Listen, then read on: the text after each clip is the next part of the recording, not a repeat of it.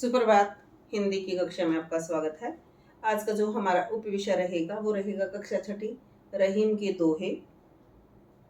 रहीमन देखी बड़ेन को, लघु न दीजिए टारी, जहां काम आवे सुई, कहा करे तलवारी। रहीमदास जी कहते हैं कि अगर हमारा साथ बड़े लोगों के साथ हो जाता है तो हमें छोटे लोगों को छोड़ नहीं देना चाहिए, क्योंकि जो काम छोटे लोग कर सकते हैं वो बड़े नहीं कर सकते, क्योंकि सभी का अपना अपना क्षेत्र होता है। जो काम सुई कर सकती है उस काम को तलवार नहीं कर सकती।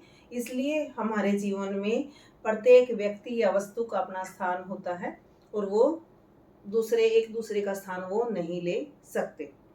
तरवर फल नहीं खात है, सरवर पिए ना पान, कही रहीम पर काज हित, संपत्ति संचही सुजान।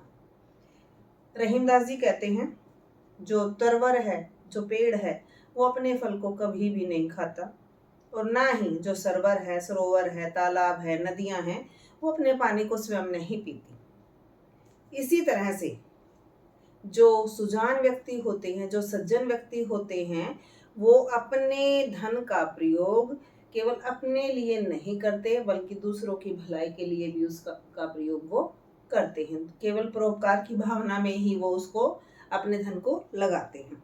रहीमन धागा प्रेम का, मत तोड़ो छिटकाए, टूटे से फिर ना मिले, मिले गांठ पड़ जाए। रहीमदास जी कहते हैं कि हमें प्रेम रूपी बंधन को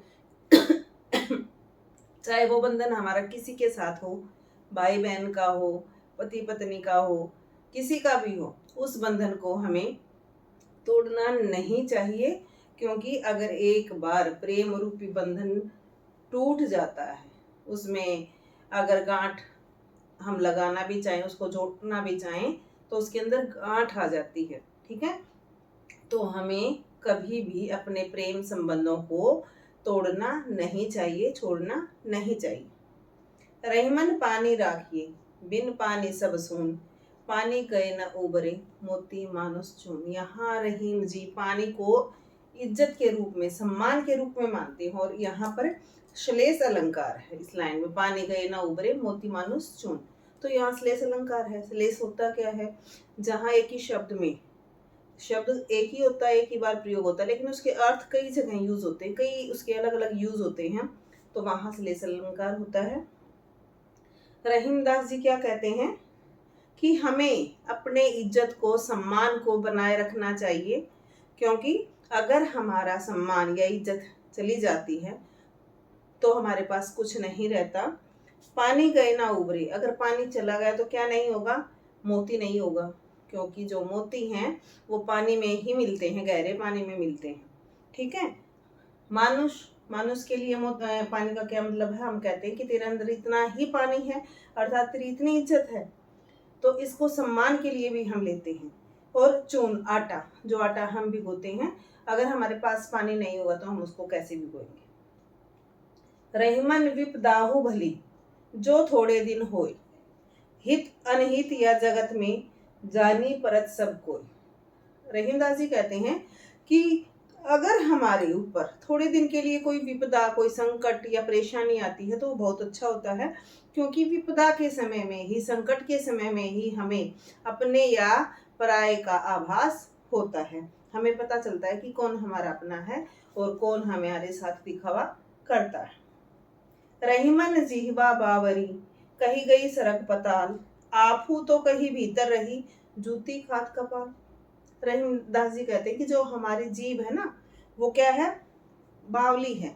बावला कहा गया है उसको, क्योंकि वो गुस्से में उतावली हो जाती है ना, और अपशब्दों का वो प्रयोग कर देती है।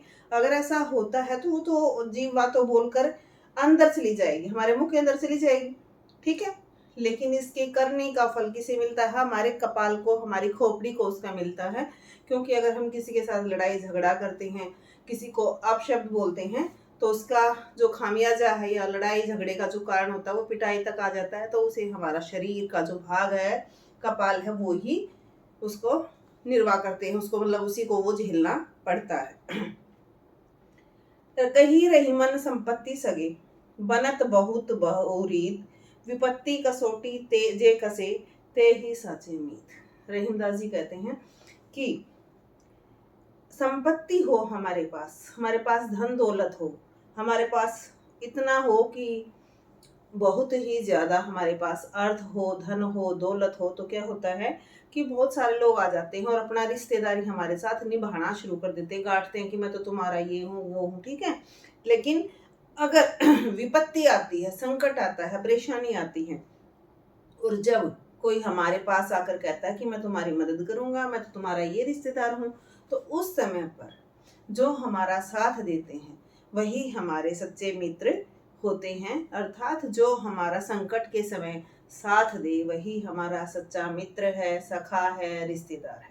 तो रहीम ने नीति विषयक जो दोहे हैं वो लिखे हैं, और ये जो रहीम है इनका पूरा नाम है अब्दुर रहीम खान खाना। तो ये था हमारा कक्षा 6 रहीम के दोहे। धन्यवाद।